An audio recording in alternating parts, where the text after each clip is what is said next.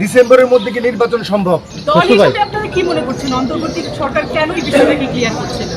না, কেন দিচ্ছে না সেই উত্তর তো তারা দিতে পারবে, সেই উত্তর তো আমি দিতে পারবো না।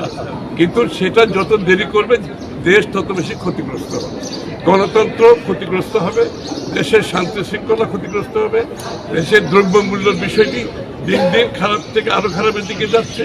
সুতরাং দেশের মানুষের সাথে, গণতন্ত্রের সাথে, জনগণের সাথে দ্রুততম সময়ে গণতান্ত্রিক অর্ডার ফিরিয়ে আনতে হবে।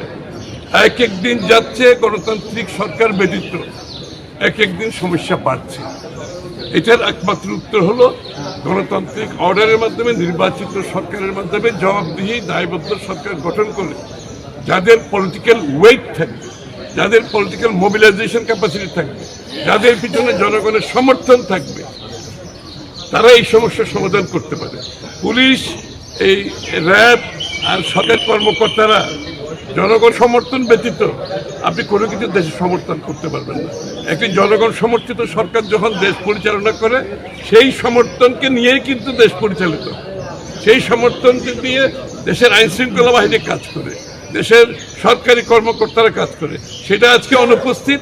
সেটা যত তাড়াতাড়ি সম্ভব নির্বাচনের মাধ্যমে জনগণের সামনে আমাদেরকে তুলে ধরতে হবে। ছোট খুশি ভাই, ডিসেম্বরের মধ্যে কি নির্বাচন সম্ভব? নির্বাচন তো জুন মাসের মধ্যে সম্ভব। নির্বাচন কমিশন যেটা বলছে তারা তো তাদের প্রস্তুতি সম্বন্ধে কোনো সন্দেহ কেউ প্রকাশ করছে না। সুতরাং এটা তো সরকারকে বলতে হবে, সেটার অপেক্ষায় আছে।